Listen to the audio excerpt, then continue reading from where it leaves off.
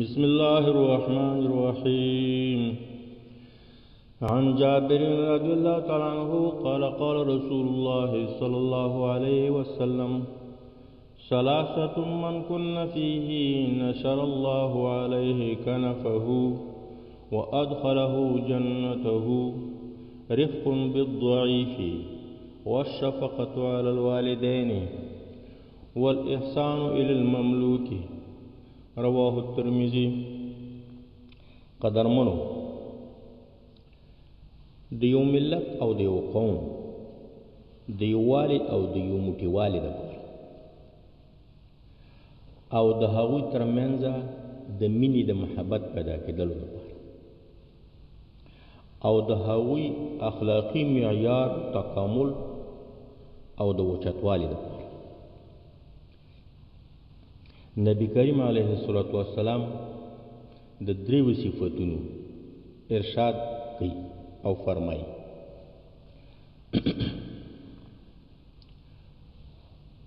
دویمه خبره چې رفق څه ته وایي. رفق دې ته ویلی شي چې نرمي کول په خبرو کې، او بل رفق دې ته ویلی شي چې د دغه ضعیفانو حاجتونه پوره کول، او بل رفق دې ته ویلی شي که څه سهو خطا ګناه تې شوي وي نو د هغې نه عفو کول، او بل رفق دې ته ویلی شي چې تواضع خاکساري کول د ضعیفانو سره. او ضعیف چاته وایي چې په دې حدیث کې ذکر دی؟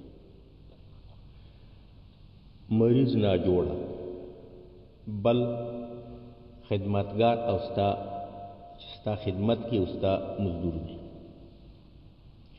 دریم هغه څوک چې هغه باندې مصیبت او درد او غم راغلی. څلورم ضعیف هغه څوک دی چې هغه بندي دی ستا سره.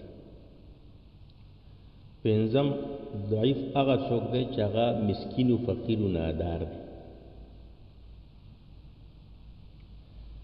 نو نبی علیہ السلام فرمایلی: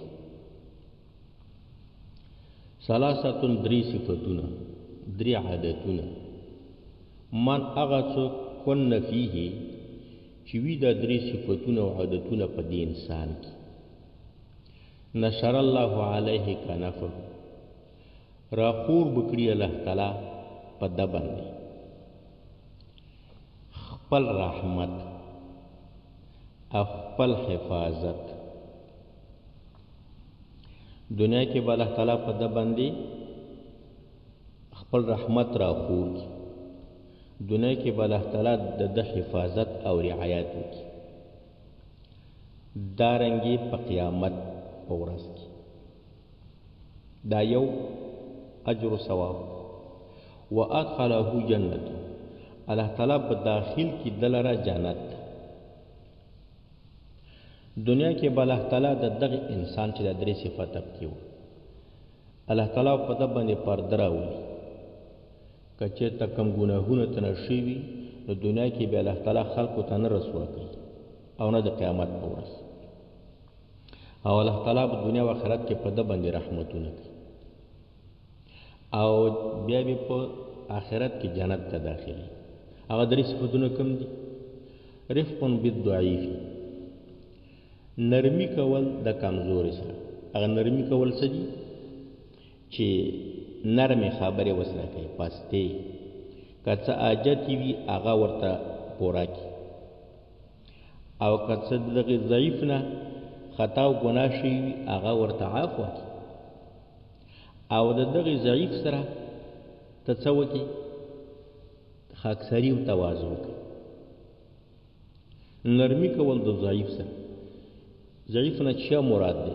مریض سره، خدمتگار سره، او هغه څوک چې مصیبت او غم پرې راغلی، او ستا سره څوک بندي دی، او څوک مسکین و نادار دی. نو دغه صفت چې په چا کې وو چې نرمي کوي د ضعیف سره. یو وشفقة علی الوالدین، دویم صفت دا دی چې د مهرباني کوي احسان کوي، ښېګړه کوي، خدمت کوي، خبره مني. د مور و پلار سره په ډیره مینه دغه خدمت کوي، دغه خبره مني، هغه ته غوسه نه کوي، دغه د خبرې خلاف نه کوي، خدمت کوي. دریم والاحسان الی المملوک، چې څوک ښېګړه کوي، نیکي کوي د مملوک سره، ستا په ملک کې څوک دی، ستا خدمتګار دی څوک، ستا اجیر دی څوک، د هغوی سره ته احسان او ښېګړه کوي. نو کله دا درې صفتونه چې په یو انسان کې راشي، سبحان الله، چې نرمي کول د کمزور انسان سره، د ناروی ذکر ما وکړ، د کمزور انسانانو هم ذکر، نرمي کول د کمزور انسانانو سره، مهرباني کول د مور و پلار سره، او احسان کول د خدمتګار او د اجیر سره. نو دغه دریو طبقو سره چې څوک رفق او هغه وکړي نرمي، نو یقیني خبره ده چې دغه ټولنه به دا به په اتفاق او په وحدت سره دوی ترمنځ به مینه وي او دوی په اخلاقي معیار کې اوچت خلک وي. نو دنیا کې هم الله تعالی د دوی حفاظت او رعایت کوي، او آخرت کې هم الله تعالی د دوی حفاظت او رعایت کوي او داخلوي به جنت ته. السلام علیکم ورحمت الله وبرکاته.